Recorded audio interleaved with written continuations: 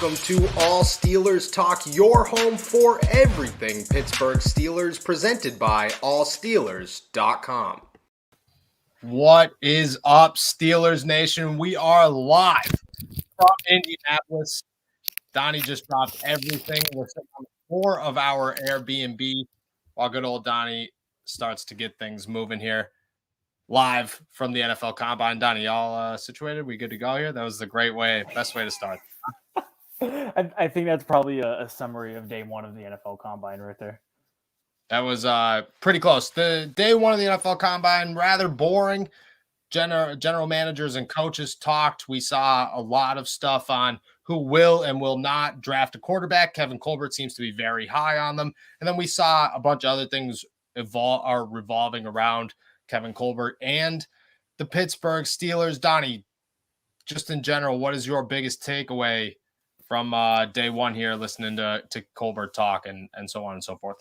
Yeah, it's just it looks like he's taking a quality over quantity approach. He spoke today about, while there may not be as great of a quarterback class, there are still some very solid quarterbacks. And obviously, we've talked so much on this show about how the Steelers are in love with a guy like Malik Willis. And obviously, Kenny Pickett is going to be very high on their board.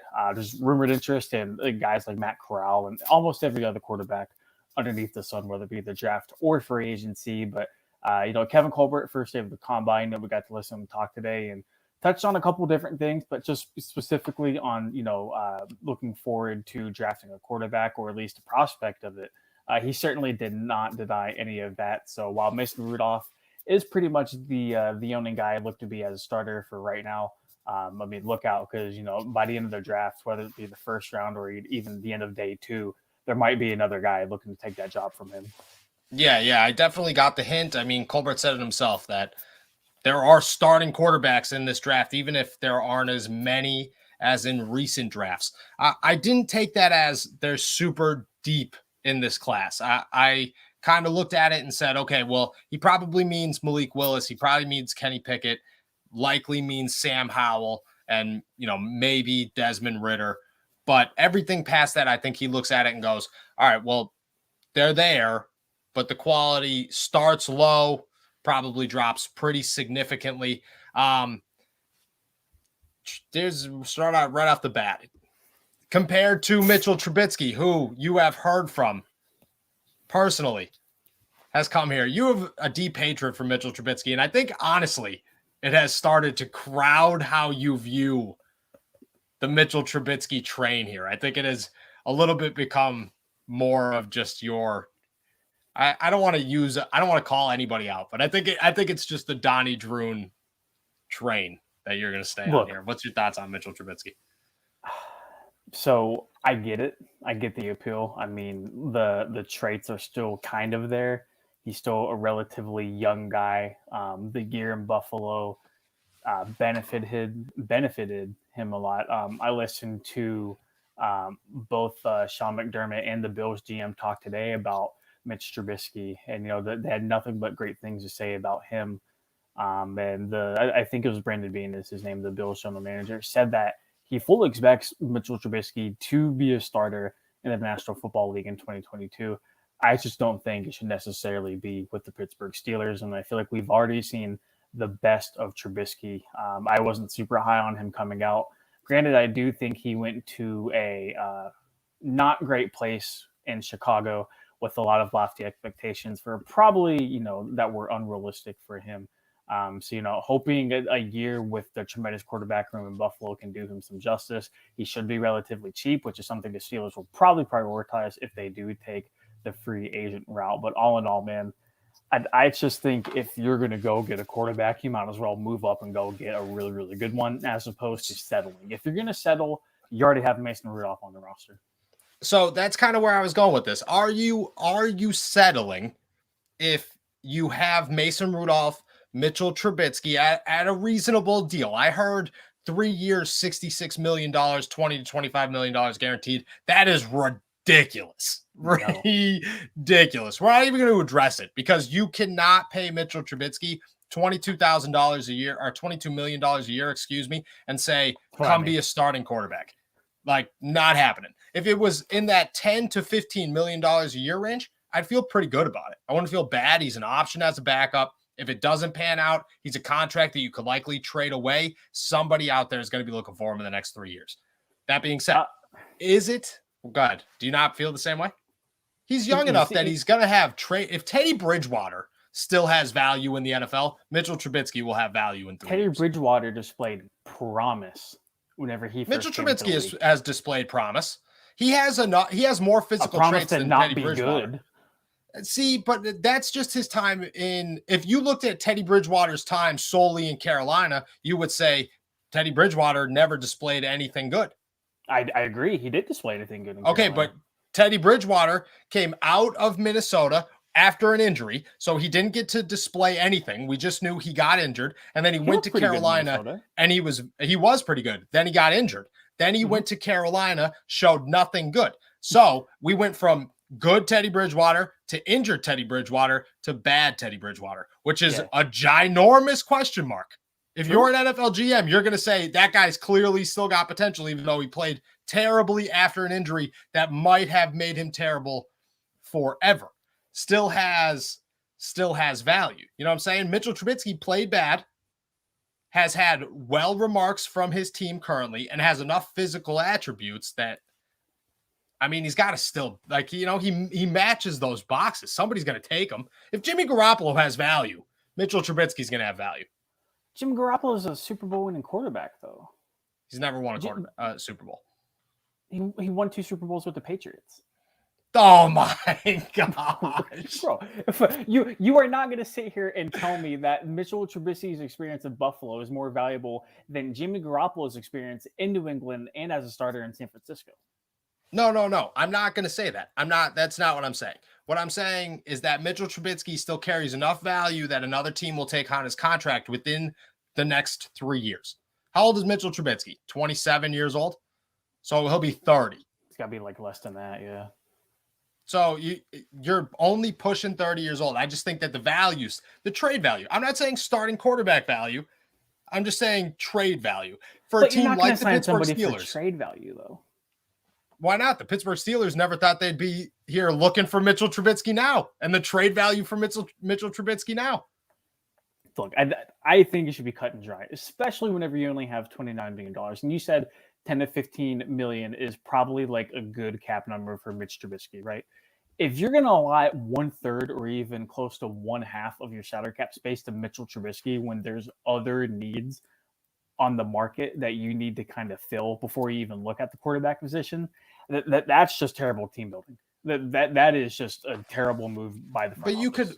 But you could add another $38 million to your cap space. And they probably will. Like they'll probably will make moves to kind of free up some money as well. But I mean, it's not a smart thing to do. I do not think Mitchell Trubisky would be significantly better than Mason Rudolph on a 17-game schedule. I just am not buying that. I'm not going to say that I'm buying it either, and I'm not on the go sign Mitchell Trubisky train. I'm just saying. So this is where this all started. Just to loop back, is it a downgrade? Because you said it was a lesser to roll out Mitchell Trubisky and Mason Rudolph than a rookie. Say you don't land Malik Willis or Kenny Pickett in this draft, or Matt Corral for that matter. Mm-hmm. Is it still lesser to roll out Mitch Trubisky, Mason Rudolph, Dwayne Haskins, and Carson Strong over Mason Rudolph, Dwayne Haskins, Carson Strong, and nobody? But because that's realistically what they're looking at. At that point, you're kind of picking hairs, though, because like the presence of Mitch Trubisky in the quarterback room that you had just named is not improving that room significantly better. It most certainly is improving that room significantly better. Mitchell Trubisky has starting experience. You know, at least bare minimum. People forget that Mitchell Trubisky led the Bears nearly to a playoff run. Starting experience. That doesn't mean anything. Yeah, but he doesn't have a full season of starting experience. Totally different thing. And I'm not saying that Mitchell Trubisky is a guaranteed start over Mason Rudolph. I'm saying he's a much better option than Carson Strong or Dwayne Haskins or anybody else that the Pittsburgh Steelers might find in this NFL draft. I do agree with the assessment of him being better than Strong or Haskins. I'm just saying, it's kind of like cut and dry for me, man. You either go get a potential franchise quarterback, you make a couple phone calls and you move up, you make a splash trade for somebody, which we both know isn't going to happen, or you just ride it out with Mason Rudolph and a veteran quarterback who is not going to cost you $10 to $15 million on a multi-year deal that you would just try to trade them for eventually down the line. Like you would stick yourself in quarterback purgatory just by doing that. No, you would not. You wouldn't even come close. Quarterback purgatory is sitting there with Baker Mayfield as your number one pick, or going and drafting Kenny Pickett and he doesn't turn out to be anything good. In 4 years, then you're in quarterback purgatory. But the Arizona Cardinals are in quarterback on purgatory. You're rolling the dice on Kenny Pickett. Because what are you rolling the dice? Why are you not rolling the dice on Mitchell Trubisky? He's got all the same physical attributes as Kenny Pickett. All the same physical attributes. His ceiling is equally as high as Kenny Pickett's. Mitchell Trubisky was overdrafted. He was not that great of a quarterback at North Carolina. People knew that, and the Bears still somehow moved up to number 2 to go get him. He was overdrafted. I will agree that he was set up to fail from the start, but we have already seen the best football from Mitchell Trubisky. Did he get a fair shake? No, he did not. But he is a ruined quarterback by now. I don't think he has anything left to prove. I think we have seen the absolute best football from Mitch Trubisky, and that is not very good football. Is he athletic? Technically, can he move?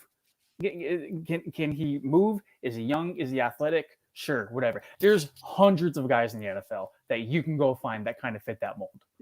Okay, so just so we are aware, because I think this is being overlooked drastically in this conversation, Mitchell Trubisky has one losing record in 4 years as a starter. He's also gone 11-3 with the terrible Matt Nagy-led Chicago Bears, and 6-3 another season. A Nickelodeon MVP award too. And the Nickelodeon MVP. I'm just saying, I think that, so the whole like Mitchell Trubisky, I don't think Mitchell Trubisky's good. I really don't. But I do think that he's got all the physical attributes and he's got starting experience, proven starting winning experience. Because if you're going to make that argument against Mason Rudolph, you got to make it against Mitchell Trubisky. And I think that compared to this rookie class, he's outside of Malik Willis, he's by far a better option, in my opinion. That's just my opinion. Are you looking for a bridge quarterback, or are you looking for a quarterback to lead the Steelers for the next 7 to 10 years? I'm looking for somebody that has the potential to lead the Steelers for the next 7 to 10 years. I do not believe Kenny Pickett has more potential than Mitchell Trubisky at this point in his career. I have little faith in Malik Willis to do the same thing. Matt Corral, I don't know what to expect right now. And anybody after that, I think, is terrible. So I'm looking at the possibility, but I think that there's one quarterback in this draft that carries more potential than Mitch Trubisky at this point in his career. Oh, okay. Who is that? That's Malik Willis. Okay. I do not believe Kenny Pickett does. Interesting. At all. What are your thoughts on Kenny Pickett then? Why don't you think he's kind of the quarterback one of this class, for example? Well, for one, I think people are trying to ignore the hand size thing, but I think that's a real thing. We saw at the Senior Bowl that when it was pouring rain and that glove came off, balls were wobbly and they were all over the place. Malik Willis had a strong arm. He looked really good. I think Kenny Pickett has the mobility. He's got the leadership, all the intangibles. It took him 5 years at Pitt to be a proven top quarterback in this draft. If this was a good quarterback draft, he would, if he waited another year or came out last year, he would be a mid-round pick at best. I get that he's a phenomenal quarterback in college. I just think that his ceiling is so low. Like, his floor is super high. Like, he's a guy that could come in here and be a Teddy Bridgewater. He could be a Mitchell Trubisky. He could be probably a Baker Mayfield. Like, I feel really confident about that. Do I think he'd ever win a Super Bowl? A Jimmy Garoppolo? I think he'd be a Jimmy Garoppolo. The only way he's winning a Super Bowl is if the team around him is just filthy. And I don't think Mitchell Trubisky is much higher than that, but I think that it's a little bit higher than that. But is it significantly higher that you would rather go get Trubisky than draft a guy like Kenny Pickett?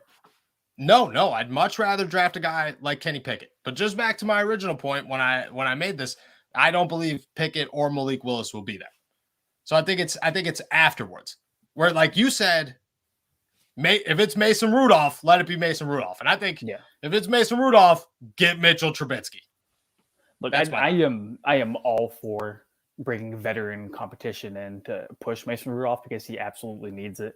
Same with Dwayne Haskins too. People seem to forget that he's still on the roster, and a guy coming in would also help push him to hopefully better heights as well, which is something both him and the Steelers need, both long term and short term.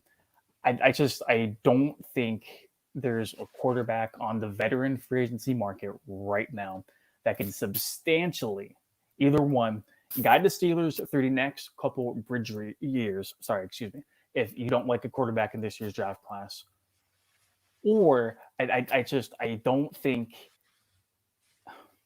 at the end of the day, what's the difference between Mason Rudolph starting 17 games and a guy like Trubisky starting 17?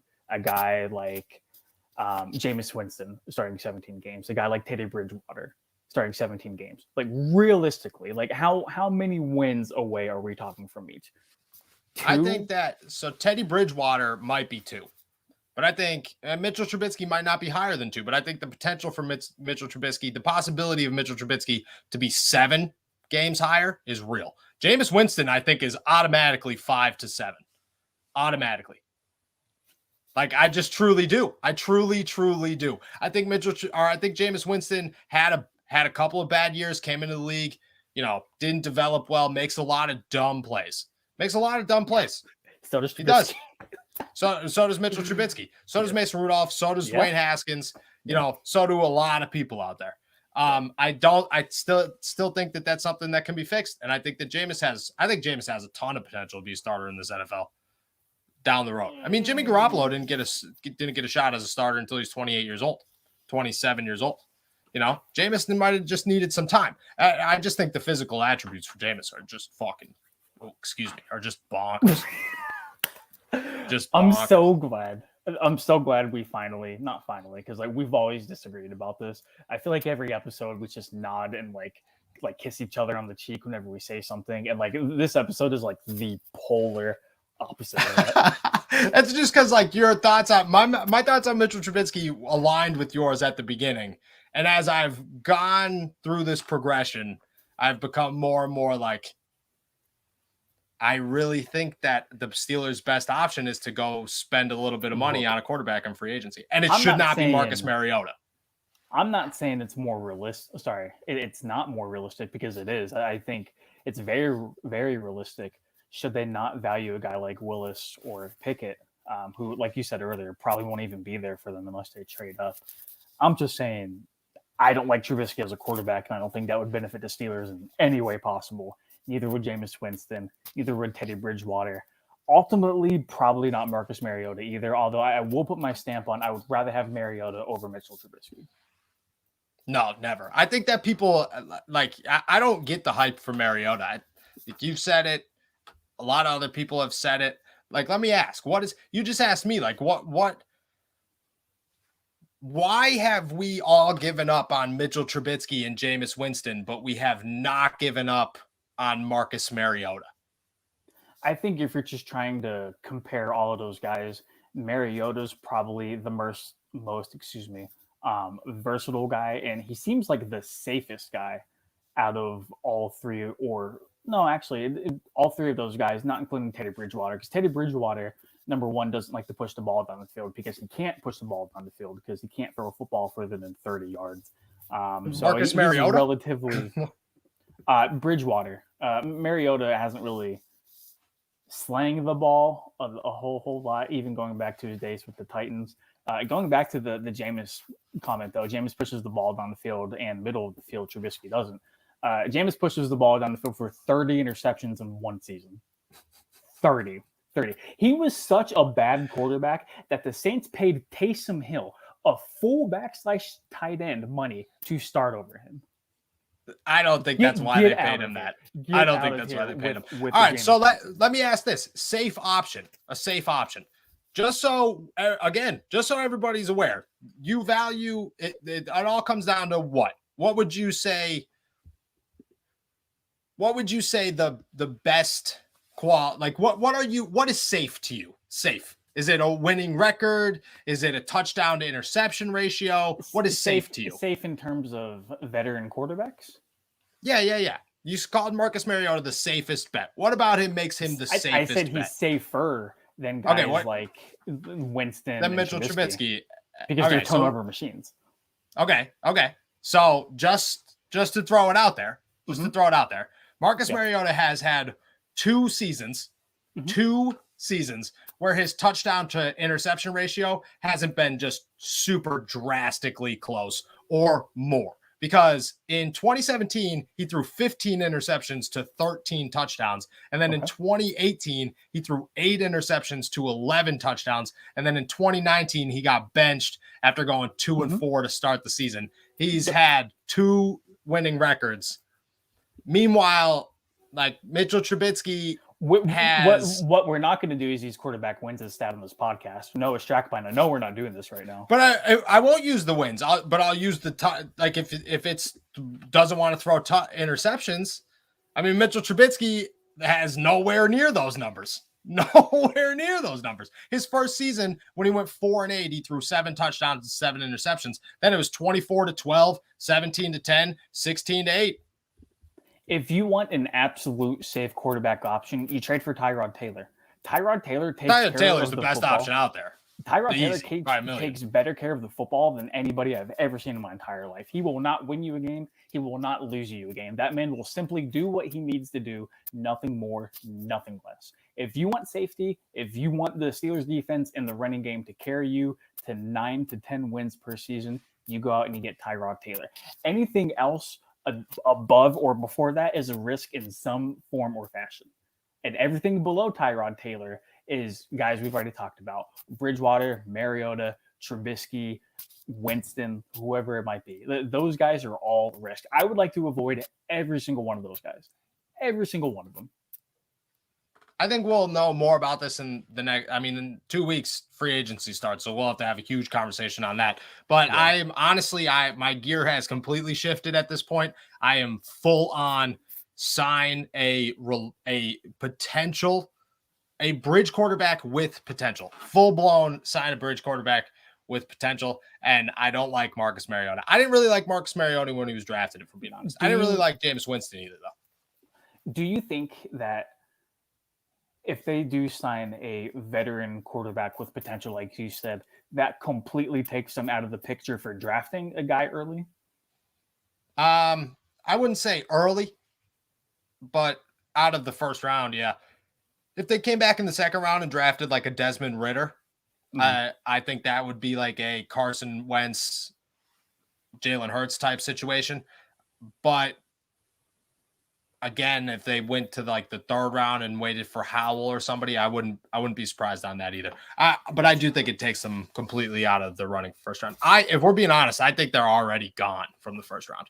I think that they fully understand that they're not going to land Kenny Pickett or Malik Willis. I also think that they fully understand how talented this draft class is, and they're not going to pass up an opportunity to get a guy like Charles Cross or Jordan Davis or Andrew Booth or anybody who's going to be there and say, oh, we picked Matt Corral. Got him. Because you want to know what that leads to? 4 years from now, 5 years from now, some other podcast for the Bills or something is having a freak out conversation about whether or not their team should sign Matt Corral. That's exactly what that's going to lead to. And I think that they fully understand that. But again, we have 2 weeks, so a lot of things could happen in 2 weeks. Let's talk about a couple other things that happened here day one at the NFL Combine. A lot of talk on Juju Smith-Schuster. Kevin Colbert seemed to be real high on his leadership when he was asked a couple of times about how do you replace Ben's leadership. It was not Cam Hayward, Minka Fitzpatrick, Najee Harris. It was Juju Smith-Schuster, who, if people don't remember, is not on the Pittsburgh Steelers right now. A clear takeaway that he's coming back? Yes, no, maybe? I wouldn't say clear, but I would say that the Steelers, it's kind of refreshing to see them very intent on keeping a guy like Juju. And I think that we saw the importance of Juju whenever he went down. The Steelers receiving core was just guys like Deontay, guys like Chase Claypool, James Washington, Ray McLeod, all of those names and above. You could even throw Cody White's name in there. I think Juju was probably underrated just in terms of being on the field and off the field in the locker room as well. It really looks like he had emerged to a leader prior to his injury, despite the TikToks and the streaming or whatever else Mark Madden wants to say about him. But I would really hope that the Steelers are able to get a deal done. But at the end of the day, it's going to be a nice little game of tug of war between the Steelers representation and Juju's representation, just in terms of, whether or not Juju wants that big long-term deal that he's been looking for. I think we were talking earlier at the combine today about the salary cap, which jumped, was 15.7 million this year, correct? 25.7. And then it's also supposed to jump super crazy high again next year as well. Another phenomenal bounce back year. What I wanted to ask you, and then kind of putting you on the spot here, do you think Juju takes another short-term deal with the Steelers and then tries to test out the market next year, considering he had that injury? No, I don't. I think it'll work out because I do think that the Steelers want him back. I definitely got that vibe, especially when all the local media kind of joined in in the backstage with Colbert. I got a strong feel that the Pittsburgh Steelers really do want Juju to return. And I think Juju wants to come back. I don't think he wants to come back and play for Mason Rudolph, but I also don't think that he wants to come back, and play for he would come back and play for pretty much anybody. So I think that they'll work together. I could honestly see, even after the injury, I could truly see the Steelers giving Juju a 4-year, like $12 million a year type deal. Yeah. Which is exactly what he's looking for, and it keeps him around. You know what I mean? You sign Deontay long-term, you keep Juju long-term. You have to worry about Chase in 2 years, but that is what it is. You built around your quarterback. You know what I'm saying? Now you have options. It makes Mason Rudolph's life a lot easier to say, go throw the ball to Juju, Deontay, and Chase with Najee in the background than to say, Ray McLeod, my man. Boom, boom, boom. Yep. You know what I mean? No, 100%. And to kind of hammer home your point, if it is going to be Mason or, whatever veteran quarterback that might be out there, or even bring in a rookie quarterback, you want to surround them with as many weapons as possible and having that safety blanket as Juju with guys like Freiermuth, with guys like Deontay. Hopefully Claypool is able to take a step up, and Najee Harris in the backfield, and hopefully a couple new pieces along the offensive line. You're talking business. Like you are talking, hey, bud, all you got to do is go out and not turn the ball over 2 or 3 times a game. We'll be good. We will be fine. You have everything you need right here. Hopefully Matt Canada is able to, improve his game as well as an offensive coordinator, which probably will not happen. But we have seen crazier things in the NFL. But I think bringing Juju back to Pittsburgh would be a smart all-around move for everybody. Do you like this 3 years, $16 million? I honestly think he gets more. I think you get 3 years. I think Juju could go anywhere 3 years, $25 million, 3 years, $30 million. I truly do. I think Juju is going to get somewhere really close to that $10 million or more range, especially like you just said, 2 extreme jumps in the salary cap. If you could turn that into a signing bonus, we've seen Juju take that before. I don't see why not. Maybe if the Steelers are really insistent on like keeping him around, you could probably see him signing like a long-term deal here, but then like backloading the contract for whenever that salary cap is supposed to jump next year.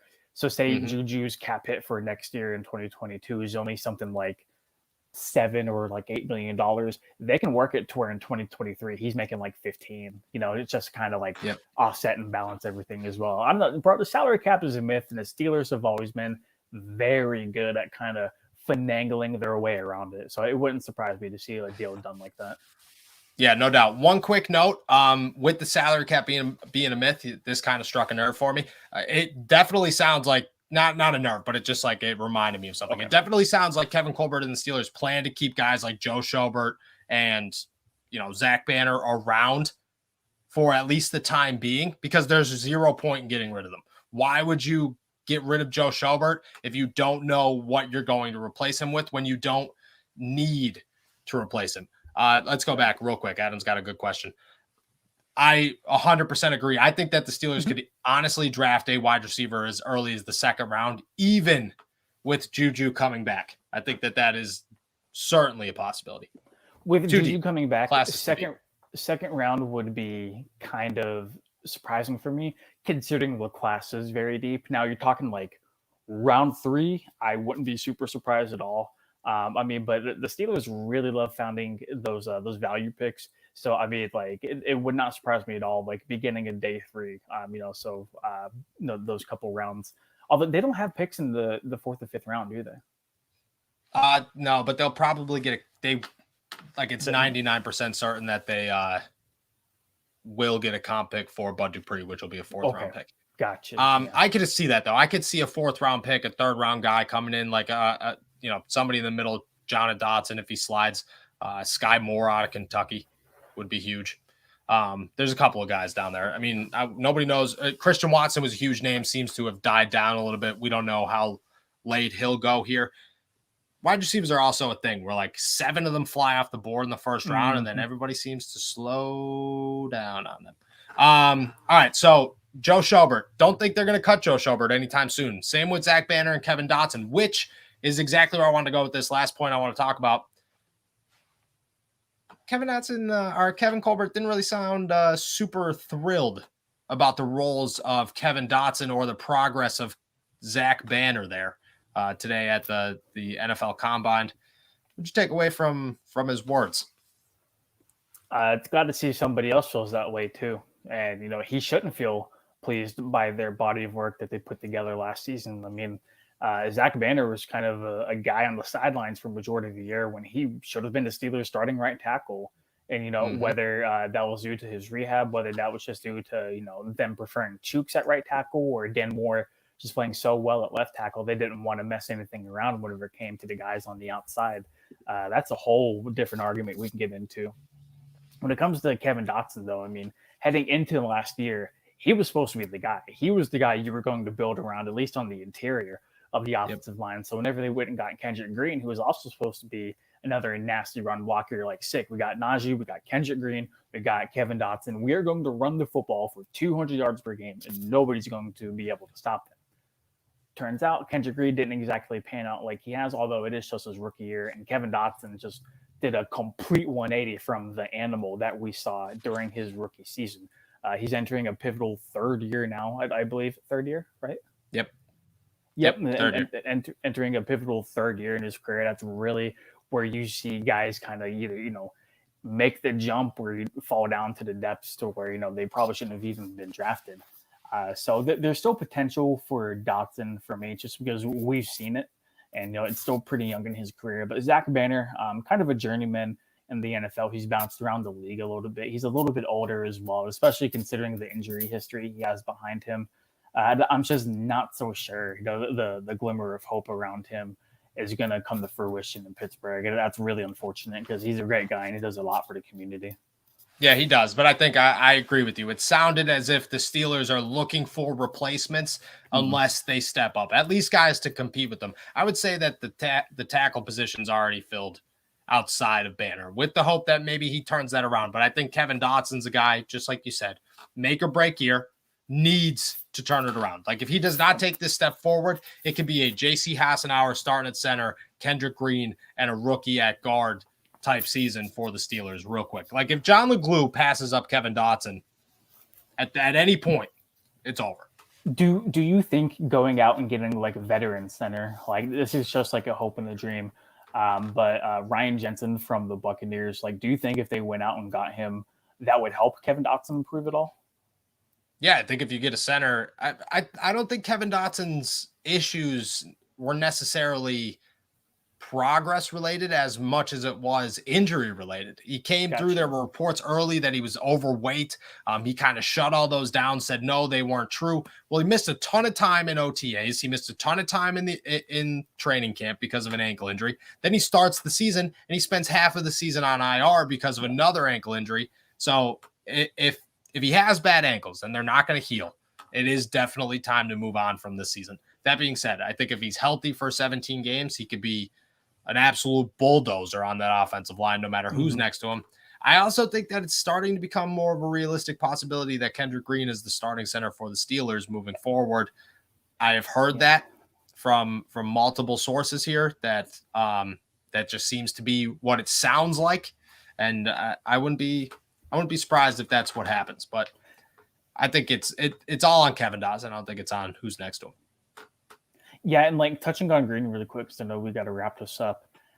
It doesn't surprise me that the Steelers aren't willing to kind of just throw everything away that they saw last year in the draft after just one bad season, especially with like the learning curve that a lot of these guys have experienced. Because like Kendrick Green was thrown in for basically day one, and did not play with a very great offensive line, and it's just and again offensive line coach who is not what's his name in Denver, Mike Munchak. And an offensive coordinator that is Matt Canada. So, I mean, he probably wasn't working with the best hand dealt to him per se. But at the end of the day, you're an NFL player now. You got to step up and you got to look good. And he just didn't look good. It looked like the game was too much for him sometimes. His like scrappy, feisty kind of mentality that everybody loved about him seemed to cost him a lot at times. And he just didn't look all that great in pass protection, which is, something obviously you need for a quarterback, especially at the center position. And it's just, man, like what a drop in quality from Marquise Pouncey to where we're at now. Yeah, no doubt. But I think people need to remember that Marquise Pouncey's first couple of years in the league, the Steelers' offensive line was still really bad, like atrociously bad. Ben led this league in sacks. Pouncey's like first 2 or 3 years in the league. And then it started to get better because they built a line and it meshed. So it is a learning curve. They invested so much early draft capital in it. That's why. That's what I'm saying. And that could start here. You know what I mean? It could start with Kendrick Green and Dan Moore and then expand into the next 2 or 3 drafts. I think that is something that it's too early to jump on this line sucks, it's time to rebuild it. Like nobody changes 5 linemen in a year and says, we're going to be good. Like that has never happened and it never will happen. All right. We will be back day 2 of the NFL Combine tomorrow. We're talking to quarterbacks and wide receivers, I believe. So plenty of Kenny Pickett news, plenty of Malik Willis news. Thank you, everybody, for jumping on to another episode of All Steelers Talk. Make sure to subscribe to us on YouTube, youtube.com/All Steelers Talk. Use our promo code at manscaped.com for 20% off plus free shipping. Plenty of great products there. Like this video. Man, I forgot it again. Help a friend, be a friend, tell a friend. We'll see you tomorrow.